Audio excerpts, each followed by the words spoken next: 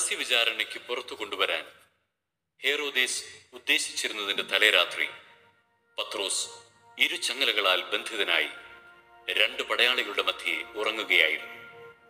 പട്ടാളക്കാർ കാരാഗ്രഹവാതിൽക്കൽ കാവൽ നിൽക്കുന്നുണ്ടായിരുന്നു. പെട്ടെന്ന് കർത്താവിന്റെ ഒരു ദൂതൻ പ്രത്യക്ഷനായി.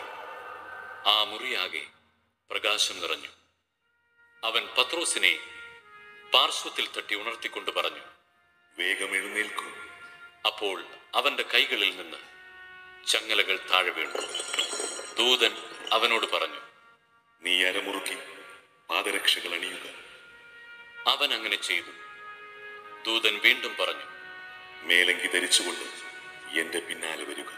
അവൻ പുറത്തിറങ്ങി ദൂതനെ അനുഗമിച്ചു.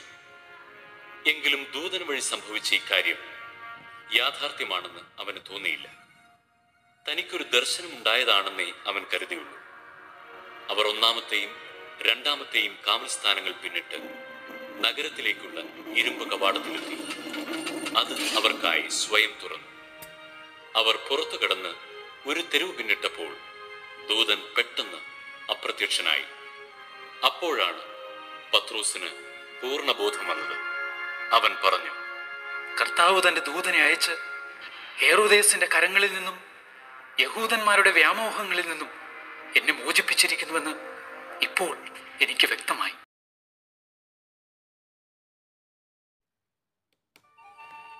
ഈ ചെറിയവരിൽ ആരെയും നിന്ദിക്കാതിരിക്കാൻ സൂക്ഷിച്ചുകൊള്ളുക.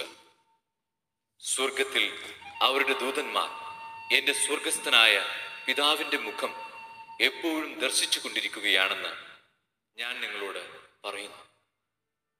നിങ്ങൾക്ക് എന്തു തോന്നുന്നു? ഒരാൾക്ക് 100 ആടുകൾ ഉണ്ടായിരിക്കെ അതിലൊന്ന് വഴിതെറ്റിപ്പോയാൽ 99 മലയിൽ വിട്ടിട്ട് അവൻ വഴിതെറ്റിയതിനെ അന്വേഷിച്ച് പോവുകയില്ലേ?